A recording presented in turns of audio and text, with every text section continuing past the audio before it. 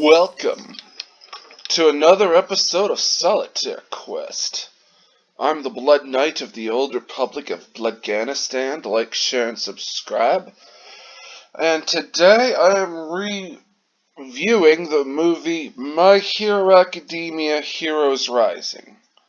Now, a friend of mine insisted that I watch this movie, so I did, so I decided to make some content from it in the form of this review.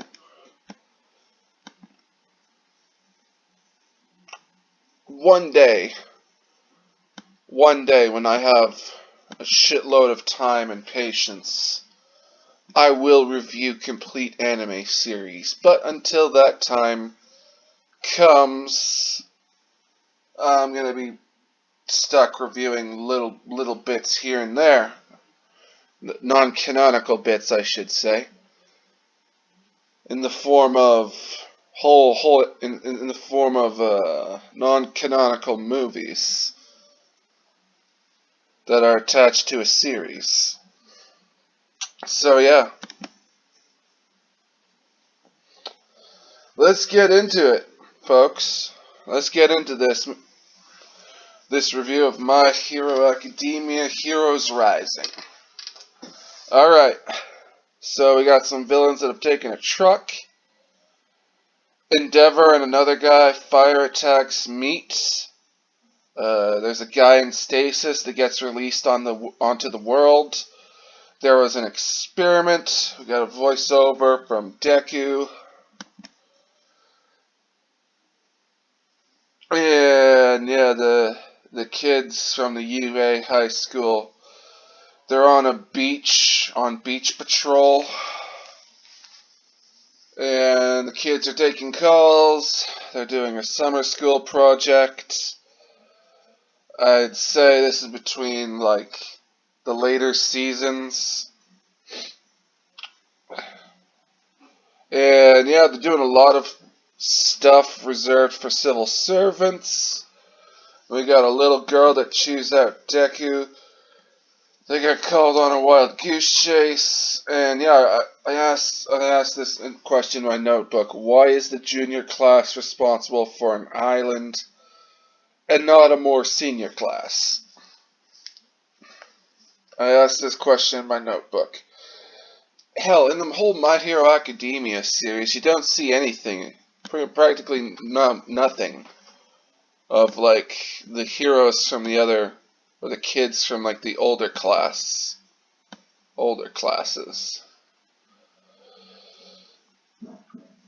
And we got this line, all jobs are equally vital. Not really. Not really. As a guy who has a job for a living, as a guy who works, and with this COVID pandemic, I found out that my job is more vital than other people's jobs. Because the government is a bunch of dicks. Folks, governments are a bunch of dicks. I learned differently from Doug Ford and those bag of idiots. So yeah, and at the end of the day, the entire town shows up with a full course meal. We got Bakugo on night watch, who I'm gonna be calling him Grenade Hands. Yeah, Bakugo's new name, folks, is Grenade Hands. I'm calling him Grenade Hands. So Deku and Grenade Hands have a moment. There's villains on the peaceful island, and we see, or there's going to be villains on the island, and we see in a city a dude blows into a car, and there's a guy with quirk stealing powers, and he lightnings a whole city. So yeah. Grenade Hands and Deku, they end up fighting an illusion made by a little girl to screw with them.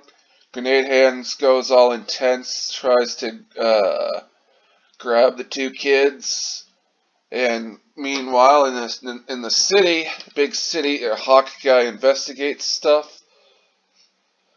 On the island, the kids take on more tasks. We got a kid that doesn't like heroes. Deku has a moment with the kid. Ferry crashes and villains show up. Villains attack the island with rope strings and shit, and they break up, or they break up, and the hero kids, they break up into teams. Heroes are backing them up.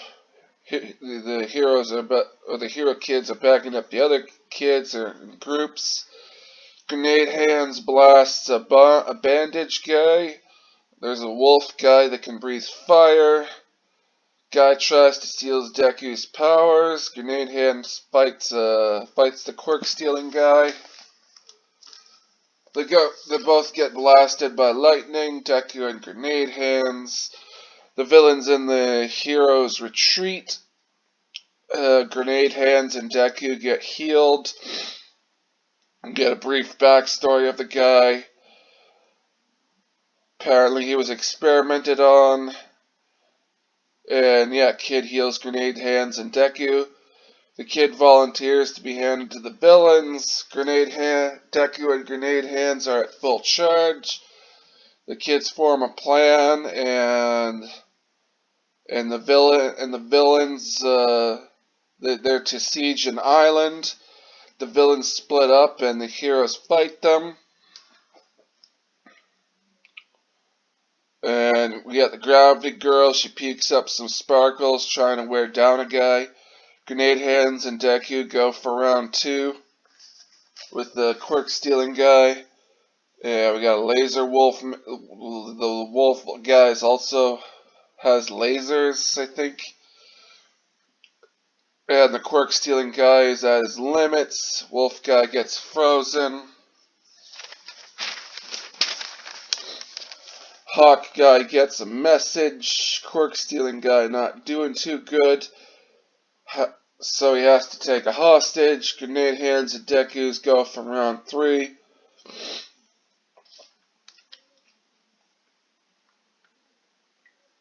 Quirk stealing guy can't hold it in. Grenade Hands loses one of his grenade gauntlets. Deku gives Grenade Hands a bit of the juice. Or all of it. I don't know. It's a bit vague. And we got like a sky laser explosion. They have a crazy ass explosion fight. And I wrote down my notebook, non-canon as fuck. Deku at the end still has all the juice. The good guys show up.